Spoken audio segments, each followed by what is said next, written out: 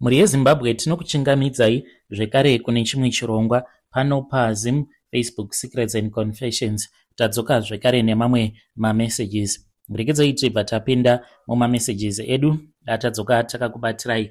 Message yedu yekutanga yakamira sekudai so: hanzi mukoma makadii zvenyu, iniwo ndauya pano ndiine secret yangu iyo yandiinayo. Ndinogoda kungopa vamwe vanhu yambiro kunzouku kuti musachiva kana mukaona munhu achiita sekunge anorarama life iri bore. Hauzivi kuti munhu iyeye anorara here usiku kana kuti anongorara akagara, kana kuti vamwe vedu tinokwanisa kungonzi nhasi ucharara uchifamba. Asi kana tazosangana ari masikati ukandiona ndichifamba nemotikari dzangu dzemuwando, unoti ya, ava ndo vanhu vakakomborerwa naMwari. Ini zvinondibhowa, ndinoti kana ndikasvika panenge paine vanhu especially kana vari maZimbabweni vakazondinzwa ndichitaura zvangu neshona, vanotoshamisika kuti nhai boss, ko muri vekumusha munotaura shona, nekuti vazhinji havatombofungidziri kuti ndiri wekumusha nekuda kwehupfumi uhwo hwandiinahwo muno muSouth Africa.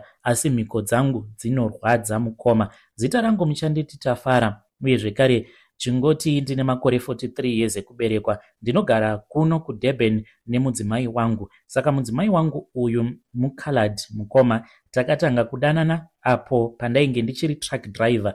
Ndakasangana naye ainge achishanda kuShoprite. Then ndokubva ndachizomuudza kuti kana taizobatana kana kwanga kuri kunzi tainge tichazoita muchato ndikawana mapepa taizoshanda, mukushanda kwatainge tichazoita then tobva tachizotanga kambani yedu. Akabvuma mukomanashi, even though it was risky for her. Ndokubva tachizochata paya, but kana iri mari here iye aisamboramba, nekuti ndaimuchengeta uye zvekare ndaimuchengetera mwana wake. Pandakatanga kufambidzana naye, mwana wake ainge achienda kugovernment school. Ndikabva ndamuratidza madisadvantages ekuti mwana ange achienda kugovernment school. Akabva ati zvinota ndinozozvigona here zvekuti ndinge ndichiisa mwana wangu kuprivate. Ndikabva ndati let me lead the way. I know kuti iwewe you are a colored speaking person and haukwanisi kuti unge uchizviisa pasi petsoka dzangu, and your culture is you just enjoy life muchinwa doro muchienda kumapati nezvakasiyana siyana. But kana uchida kuti tinge tichizova vanhu vakapfuma, just follow me. Mukomanashi akabva achizoita humble and she started following me. Takatora mwana wedu ndokubva tachizomuisa paprivate school, uye ndainge ndichiita madhiriwo pabasa. Then upenyu hwainge huchitofamba tichigara mulocation mavo imomo. So ndakabva ndachizomuti taifanira kuti tinge tichiunganidza mari. Takaunganidza mari. At that time ndainge ndavawo nemabank account angu. Ndokubva taunganidza mari paya tikabva tachizotenga chirori chedu. Ndakatenga rori rangu rekutanga rainge riri UD. Ndikafamba ndichishanda, ndokubva ndachizo upgrade, ndikabva ndachizotsvaka riri Volvo. Ipapo upenyu hwakaita senani. Ndakatanga kurova cross border ndichizvidrivira truck rangu, and I built that company from scratch. Taiwana maloads Zimbabwe, Mozambique, South Africa, local, zvekare tichienda kunana DRC. Asi mukoma zvino zvakachizongoshanduka. Upenyu hwainge hwava kuita senani, zvinhu zvakabva zvachizooma. Ndakazoita accident apo pandainge ndichibva kuMozambique. Saka accident iyoyo mukoma yakakosta, because truck rakabva rachizonorova block. Apa kuti ndinge ndichigadzirisa ndainge ndiine dzimwe mari dzandainge ndakashandisa, saka truck rakabva ratombogara pamba. Kwava kuchizotsvaga zvekare basa rekuti ndinge ndichishanda satruck driver. Apa vakadzi munongo vaziva, kana wambojaidza mukadzi kuti ange achirarama life yakanaka, kuzoita futi downgrade, iye haakwanise kuzozvinzwisisa. Apa kubasa ainge ava kusaenda, saka akatanga kungocomplaina. Then ndipo apo pandakazoti ndaenda kuMozambique. Ndaenda kuMozambique ndakazosangana neumwe mukadzi uyo aita zvekutengesa muviri wake. Ndainge ndagara ndichimuziva zvangu, iye aindida, but ndaingotongomuudza kuti inini nditongoriwo munhu wekuti ndakatongosiyana nemamwe matruck driver, ndinoziva chandinoda in life. Saka zuva iroro pandakazotaura naye patruck stop apo paaiwanzokubatika achiita zvekutengesa muviri wake. Ndozuva ratakazotanga kufambidzana, but zvakanditorera nguva kuti ndige ndichizorara naye because aiva munhu wandaitoziva kutoti anodanana nematruck driver akawanda pachiita zvekutengesa muviri wake zvekare. Zvadaro ndakamuudza kuti zvinhu zvangu zvainge zvisiri kundifambira, iro truck racho pachezvaro mukoma. After ndashanda kudaro, ndagadzirisa truck rava kunorova mainjector mukoma nefirst load. Ndakati ndava kutora local load ndisati ndatora cross border. Truck rasimuka richienda kuDurban, rava kufa. Apa mari tainge tisitomborina. Mukoma nashi ndakangokwanisa kungoreiza mari yekuti truck ringe richizouya kuzotorwa netowing rikabva rachizonoiswa pane imwe truck stop.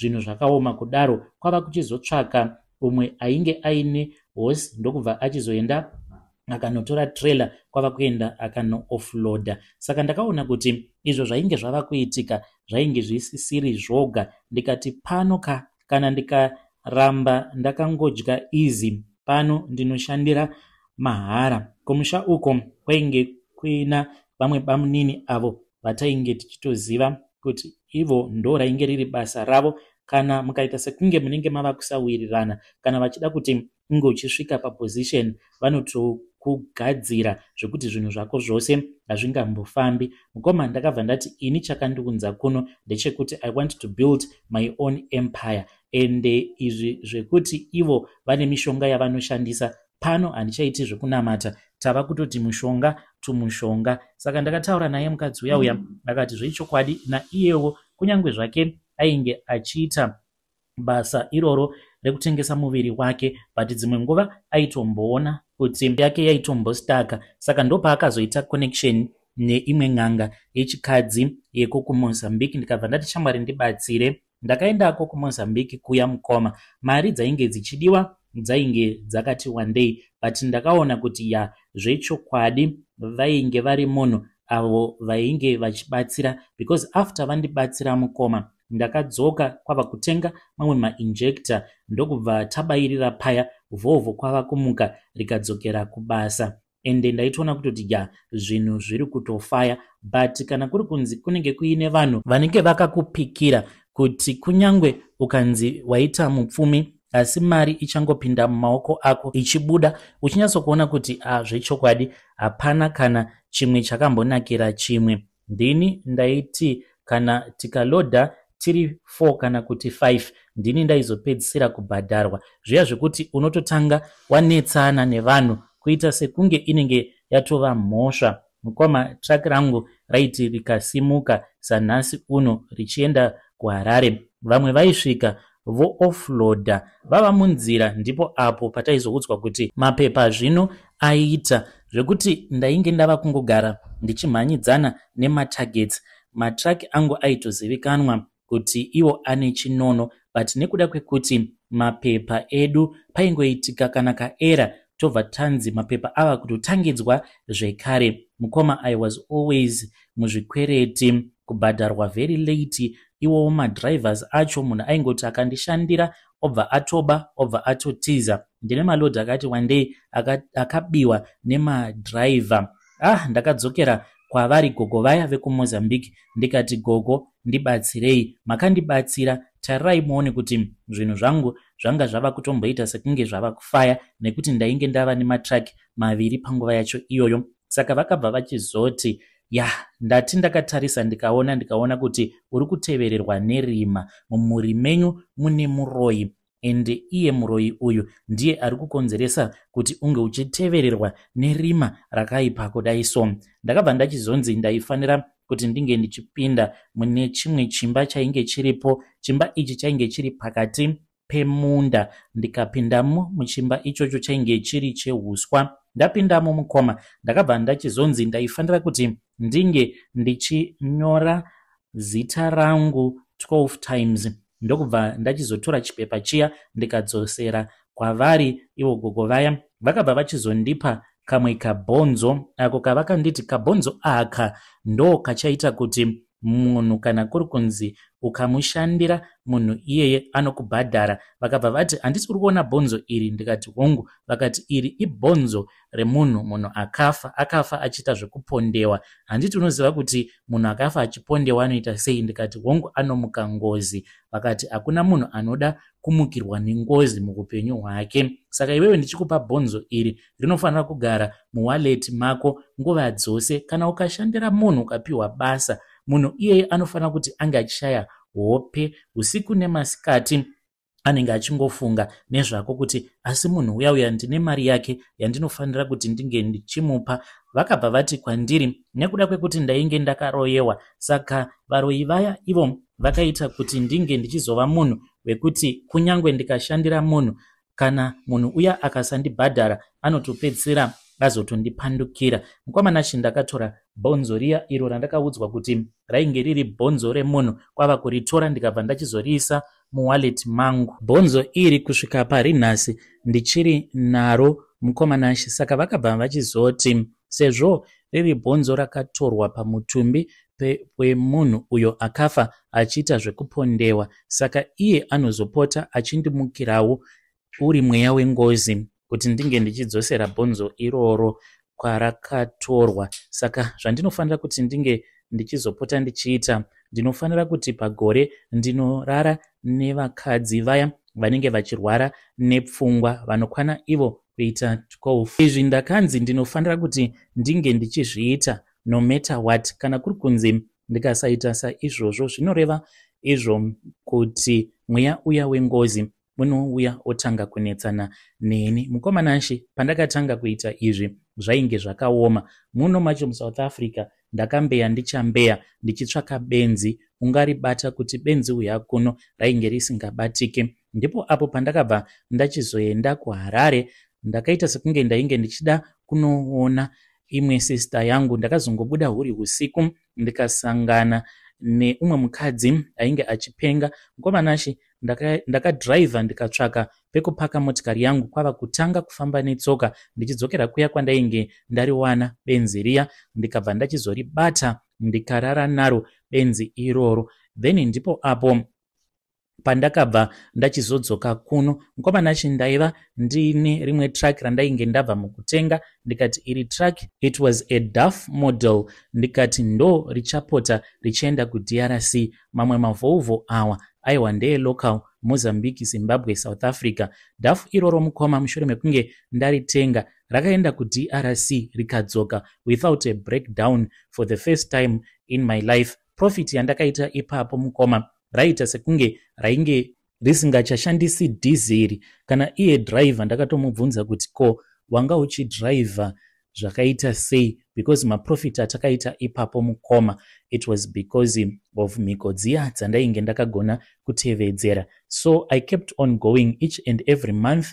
I found one, ndichirara nevakadzi ivavo avo vanenge vachirasika njere. Each and every year ndaifanira kuti ndinge ndichirara nevakadzi vanokwana kuita 12, but ose ari mapenzi. My business started booming by 2022 mukoma. You won't even believe kuti kubva zvatakatanga kuzonoti 2022 tainge tava nematrack anokwana iwo kuita 11. yainge yatova kambani hombe, uye zvekare ndainge ndava nemadirect contracts maclients ekuzambia, Malawi, uye zvekare mudzimai wangu ndopa akabva achizoti kwandiri ainge achida kuti tinge tichizotenga imba kuDurban. Kwava kuchizotenga imba kuDurban nekuti ndo kudhuze nedzimwe hama dzake. Zvino mukomanashi muna January muri mugore ra2023 painge paine umwe muchinda uyo wekuMozambique wandichati Patrick. Patrick uyu ainge aine dambudziko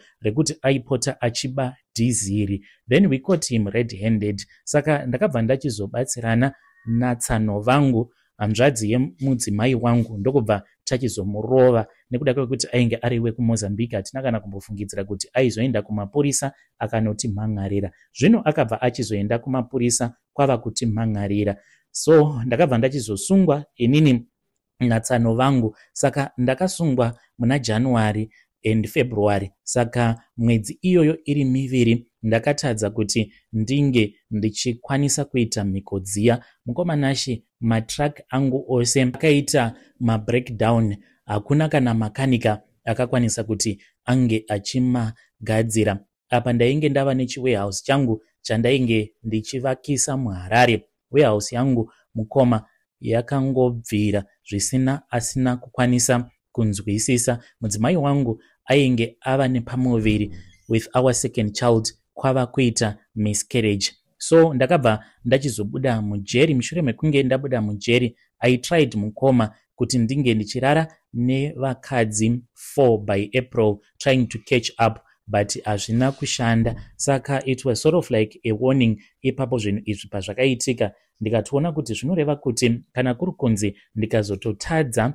kuti ndinge ndichitevedzera mhiko idzi, zvinoreva kuti upfumi hwacho hwose uhwo hwandakaunganidza, zvinoreva izvo kuti ndakaunganidzira pasina, nekuti kungotadza kuzadzikisa mhiko zvinoreva kuti uchaparara. Mukoma, ini ndaneta, handichadi kuti ndirambe ndichiita zvinhu zvakadai. I am not a monster, nekuti mumhiko dzangu dzose I make sure kuti pavakadzi vacho vose ivavo vandinorara navo, ende kazhinji kacho ndinoedza nepose pandinenge ndichigona napo kuti benzi iroro ndisati ndarara naro ndinoribraiba kuritengera zvokudya kana kuripa mari kana hembe kuzosvika razobvuma. Kunyangwe pane pamwe pandinozoita sekunge ndinenge ndichiita zvekubata chibharo, nekuti benzi ibenzi, hapana pamungazotaurirana muchiwirirana nguva dzose. Saka ndo mhiko dzangu idzi dzandinotevedzera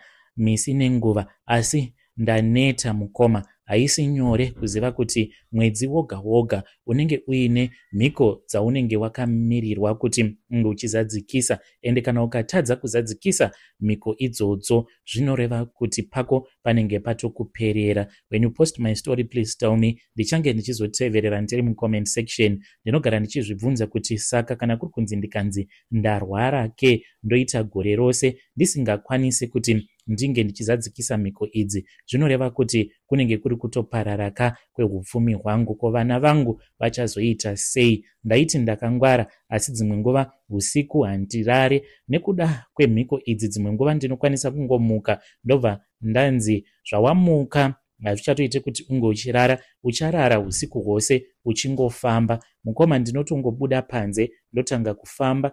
Zviri nani kuti tigere zvedu munzvimbo ine runyararo, inogara yakachengetedzwa, zvekuti dai kwanga kuri kune dzimwe nzvimbo ndipo paya pamunozongonzwa zvichinzi kune munhu akapondewa. Ndinongobuda mumba ndisina kana foni, ndobva ndatanga kumbeya usiku hwose mucomplex imomo matinogara. Yakakura kwazvo estate yacho. Hei vedare, ndo message iyo yandakatumidzirwa ichibva kuna mukoma vedu avo. Hanzi iniwo ndaneta, handichazvikwanisi kuramba ndichingozadzikisa mhiko idzi, please ndibatsireiwo. Ndoita sei kuti ndikwanise kuchengetedza upfumi but ndinge ndichizoregedza kuramba ndichingorara nevakadzi ava vandinorara navo vanorwara pfungwa. Regedzai tibva taenda panyedu inotevera. Hanzi mukoma makadii zvenyu? Ndinokumbirawo kuti munge muchindiposterawo nyaya yangu makaviga chitupa changu. Nezuro ndakabva kusleep over. Ndino mumwe murume uyo wandakasangana naye paFacebook akabva andi-invita kumba kwake, saka ndakabva ndachizoba imwe t-shirt yake yekwaDance. T-shirt iyi mukoma ndiyo yandikuda kuti ndinge ndichizoenda nayo imwe n'anga kana kuita zvekutumidzira nen'anga iyi takasangana paFacebook. Sekuru ivavo ndakava approach ndikavaudza kuti zverudo zvinoita sekunge zvandiramba, vakanditi next time pauchasangana nemunhu waunenge wava kudata unge uchizomubira chipfeko chake tichamugadzira. Mukoma, should I do this? Ini mari yekuti ndinge ndichiita zvinhu izvi ndinayo, handina kana mazuva kubva zvandakamubira t-shirt yake, saka ndanga ndafunga kuti ndinge ndichiitumidzira kumusha, ndobva yachizodzoswa kuno, ndobva ndachizoenda naye ndonoisiya kumba kwake. When you post my story, please tell me. Ndichange ndichizotevererawo ndiri mucomment section. Hei vedare, ndo message iyo yandakatumidzirwa ichibva kuna vanzvadzi vedu. Zvakangooma hazvo vedu we, hanzi ndipewo advice.